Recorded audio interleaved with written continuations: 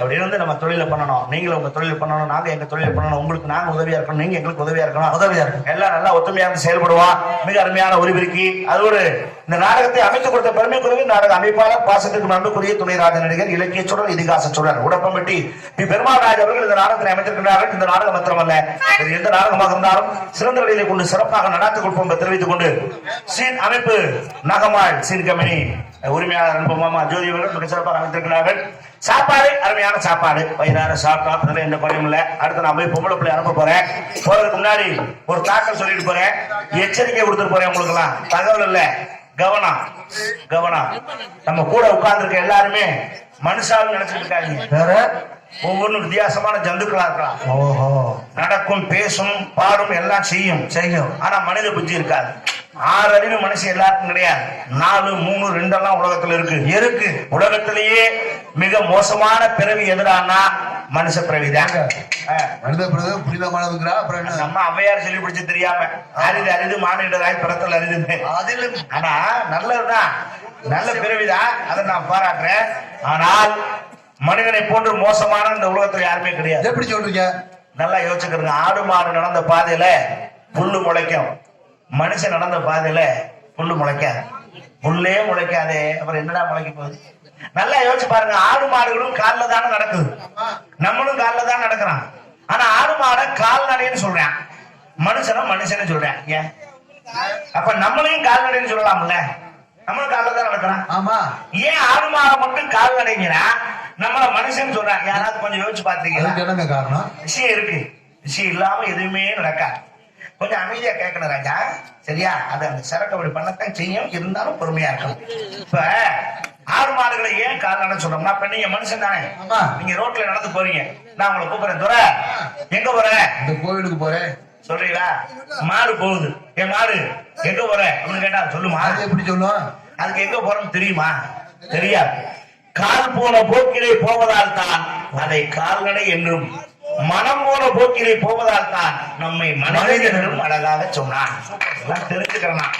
சும்மா தின்னோம் வேண்டோம் வாழ்க்கையில் இருக்கப்படாது.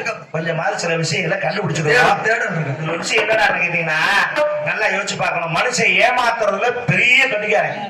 சாமியை கூட ஏமாத்திருக்கான். எப்படிங்க? ஆமா, நமக்கு அருள் கொடுக்கறது சாமி. ஆமா, சாமியை ஏமாத்துறான். எப்படி? சாமிக்கு மொட்டை அடிக்கணும் வேண்டிக்கிறானே, ஆமா, அதுவே ஏமாத்துறது. ஏன்? மயிறு திரும்ப முளைக்கும் நினைச்சுட்டே வேண்டான்.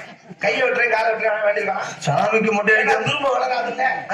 ஒரு விஷயம், நம்ம உசுரை பிடிக்கிறது யாரு? யமதர்மன் அப்படின்னு சொல்றாங்க. நம்ம நேர்ல பாத்துருக்கோமா? யமதர்மன் இல்ல. ஆனால் இந்த பூலோகத்துல ஒருத்தர் வீட்டுக்கு யமதர்மன் நேரா வந்திருக்கான். நிக்கிறான். இப்ப யமதர்மன் நிக்கிறான், முன்னாடி நிக்கிறான். சரி சரி.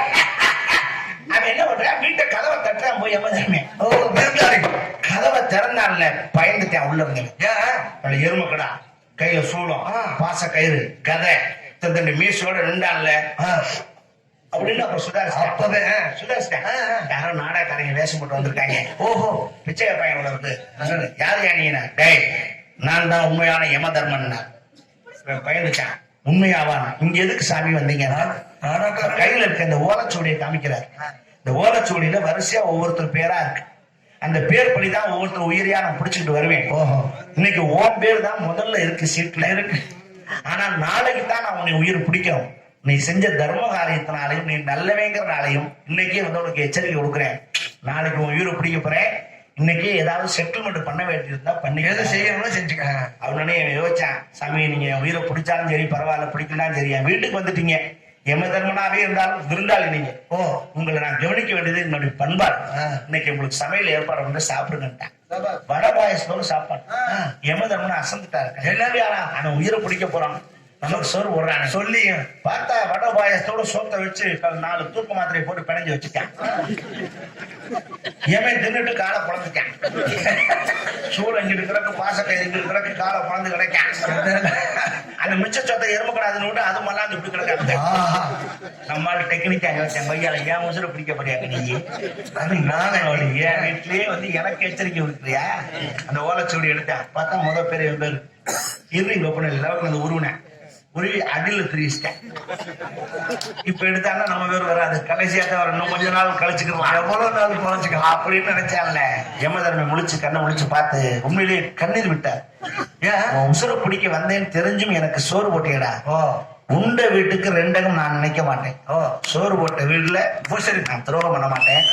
அதனால நீ செஞ்ச நன்மைக்காக இப்ப உசுர பிடிக்கலாம்னு நினைச்சேன்.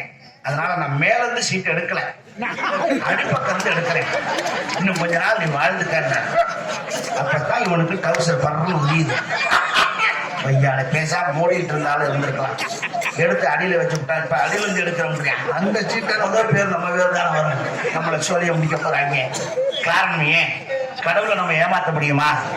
விதியை வெல்லவே முடியாது. ஒண்ணு தெரிஞ்சுக்கங்க, நீங்க கோயில் உரமா அலைஞ்சு சாமியை கும்பிட்டு நெய் விளக்கு ஏற்றி எலுமிச்சம்பழ விளக்கு ஏற்றி அங்க போய் பூசணிக்காய் சுத்தி விட்டு உடைச்சு பரிகாரம் எல்லாம் பண்ணினாலும் உங்க பாவம் தொலையாது. நம்ம தலையில எழுதுனது எழுத்துத்தான். ஒண்ணு கேட்கிறேன், நீங்க எல்லாரும் பிறந்த உடனே உங்களை குளிப்பாட்டினது யாருன்னு உங்களுக்கு தெரியுமா? தெரியாதுல்ல. செத்த உடனே நம்மளை குளிப்பாட்ட போறது யாருன்னு தெரியுமா? தெரியாது. பிறந்த உடனே குளிப்பாட்டினாலும் தெரியாது, செத்ததுக்கு அப்புறம் குளிப்பாட்ட போறது யாருன்னு தெரியாது. இதுக்கிடையில என்னடா கங்கையில குளிக்கிறேன், காசியில குளிக்கிறேன், காவேரியில குளிக்கிறேன் உண்டே. எங்க குளிச்சாலும் உன் பாவம் புண்ணியம் உன்னோடுதான் என்று சொல்லி மீண்டும் உங்களை சந்திக்க ஒரு பிரியா